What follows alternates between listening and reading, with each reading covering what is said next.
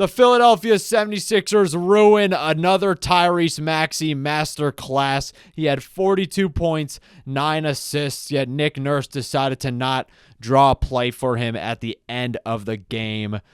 At least they did play better against the Nuggets this time around, and it wasn't a type of game that made you want to punch a hole into the wall. But still a really, really heartbreaking loss. And there's plenty to talk about. Welcome on into NZ for 3, where we talk about the Sixers. Please help me get to 300 subscribers. Make sure to hit that like and subscribe button if you're new around here. But without further ado, let's get into it. First off, the NBA should be ashamed of themselves for not letting Tyrese Maxey participate in the All-Star game, despite the tear he has been on. The fact that Tyler Hero is in the All-Star game and not Tyrese Maxey just shows how much of a joke the NBA is nowadays. But I digress. 42 points, 9 assists for Tyrese. Since December 16th, he has been averaging the third most points per game behind SGA and Giannis, going on an absolute tear, going ballistic. But unfortunately, the Sixers did not reward his efforts tonight, despite Maxey doing everything he could. Dude went so crazy in the fourth quarter, hitting layup after layup, just going right to the rack.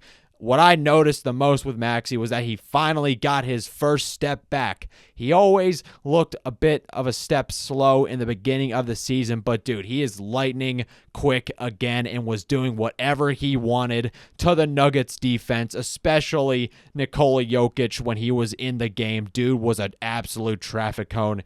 Not going to lie, he's the best player in the NBA, but he looked gassed.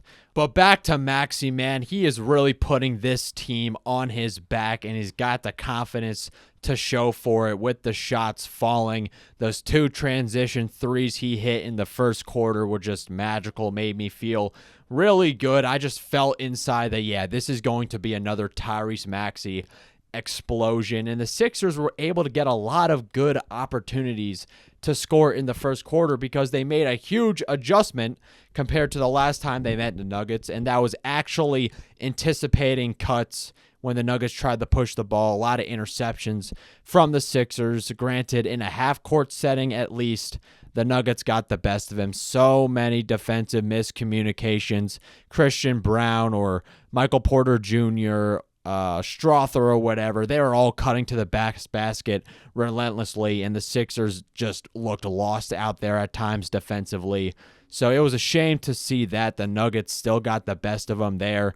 They really did prioritize funneling the paint as much as possible, getting it down to Jokic, going right to the rim, because the Nuggets, they're a really big team if you think about it. Like, they got Jokic, Aaron Gordon, Jamal Murray's a decent size, Strother, MPJ, Peyton Watson. They got some tall dudes on that team, and they were able to cut to the basket a lot. Jokic was able to do his usual thing. But you do got to give some kudos to the Sixers for at least patching up the main issues they had against teams like the Nuggets, who like to run, who like to get out in transition. For example, this play right here, when Yabu intercepts this pass, just that anticipation. He knew the Nuggets were trying to get it, pushing the ball, and Kelly Oubre Jr. going north, south, and one. I cannot talk enough about how much I appreciate Kelly Oubre Jr. as an impactful, winning player. He is everything that Tobias Harris was not. Just a guy who did not shy away from contact, didn't care at all, would just go right to the rack and put the ball in the hoop. Kelly Oubre benefited a lot from Nikola Jokic defense. He was drawing him out a lot and just blowing right past him. And even when he was at the rim, Jokic at times didn't even care to put his arms up, and Kel was like, whatever, I'm one of the most athletic players in the league. I'll just almost jump over you and just like put the ball in. That's what Kelly does. Like he doesn't even like do layups sometimes. He just leaps so high, he just like puts the ball in. You know what I mean? So Kelly Oubre Jr., I love him. I do not want to see him go at the trade deadline, but I really don't think Daryl Morey is going to be selling any of these guys. If not, he will be buying at the deadline, which makes sense because the Sixers are, still on a winning streak, got a positive winning record over these past 5 games. Joel Embiid, the news about him is getting better. He should be coming back on the floor at least soon. Same with Paul George. But I just got one concern, and that is our bench.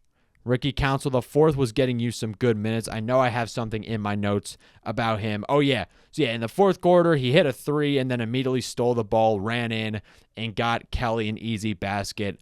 Ricky Council, he's like Kelly Oubre light, like the light version of Kelly Oubre Jr., just with his go-getter mentality, his aggressive mentality. Sometimes he could do a lot of stuff that makes you want to rip your hair out, like these weird isolation plays that aren't necessary. But Ricky, a decent performance from him tonight. But other than him on the bench, the Sixers were devoid of any sort of production. Adem Bona only got 12 minutes. I was kind of saying, like, in earlier reaction videos that I think Nurse should start Yabu at power forward and slot Adem Bona into center. Granted, I'm not a professional NBA coach or anything, but still, I mean, the reasoning behind that is that you got Yabu, who's a stretch four. The Nuggets were taking advantage of Yabu, and Nurse was making Yabu look bad because Yabu was being a traffic cone, even though he is a smart player. It's just that he's not a center. Everyone knows he's not a center. He's not big enough to be a center, and when you're playing a big team like the Nuggets, you want to at least bring some more size. And Bona was at least covering some ground, but, only 12 minutes tonight, 2 points, didn't do much. Kyle Lowry and Reggie Jackson, they cannot be playing in the NBA in 2025. If Daryl Morey is serious about making the Sixers a contender, he needs to find a way to get some better bench players. I know that was sort of the risk with signing Paul George or forming this big three, these three-headed monster of Embiid, Maxey, and PG. But to sacrifice, you had to sacrifice your bench. And Lowry and Reggie Jackson just flat out suck. I'm sorry. Lowry had one nice play where he ran all the way down the baseline to the corner, scooped it over to Kelly, then set a screen to seal the defender, and Kelly got a wide open three off of that. So Lowry has been a smart player for the Sixers, helping Maxey out a lot in some ways, with Maxey being more of an off-ball guy, running off of screens, just, hoisting three-pointers off of screens thanks to Lowry and his court vision, him, getting the ball and getting some good passes. But Lowry does not have it anymore physically. He cannot be playing 20 minutes. Like, dude has to be playing at least 50 minutes. I can't see it anymore. Reggie Jackson, too. Like, if you thought Lowry was below mediocre, Reggie Jackson is on a whole different tier of trash. I'm sorry. Like, I don't want to sound like a hater, but Reggie Jackson thinks he's prime Kyle Lowry, prime Allen Iverson with some of the shots he is taking, thinking, he could just do these ISO possessions like he's 23 years old. It was getting ugly at times. And one of the ways the Nuggets like to get at you is like they like to use their size to cut to the basket every single time, because, Jokic was doing his usual thing of throwing passes behind his head or whatever, doing all of that, the typical Nikola Jokic stuff, just bullet passes to the corner or whatever, down the baseline, whatever he wants, because he's one of the best passers ever. And all of the Nuggets rotational players were taking advantage of that, cutting to the basket and out hustling. Not out hustling. I mean, the Sixers tried, but Lowry and Jackson are too slow. That's my point. They're too slow, and they cannot catch up to these guys cutting to the basket. And then these other Sixers have to overcommit defensively, and the other team gets an easy basket, to say the least. So the Sixers, I don't see how you can have Kyle Lowry and Reggie Jackson play significant minutes in 2025. It can't be that way. It can't be that way in the playoffs. I don't think it's going to get better when Joel Embiid comes back. You need to get some more youth on the floor. Just look at the youth oozing out of the Nuggets bench. You got Julian Strawther, who is the new Gabe Vincent, cooking the Sixers, 4 for 5 from 3, 18 points, just torching us, dude.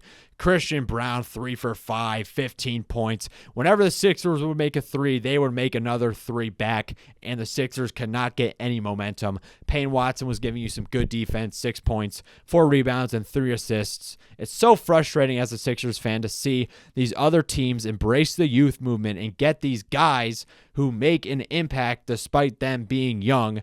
It's because they got actual athleticism. They can run up and down the court without getting tired. They can outrun other guys and just play within their role and give solid minutes to the team's superstar. Joel Embiid tends to get tired easily, and it is essential that you have guys who have fresh legs who can help keep him up to pace, getting up and down the court, so these other teams don't take advantage of the Sixers when they get so tired.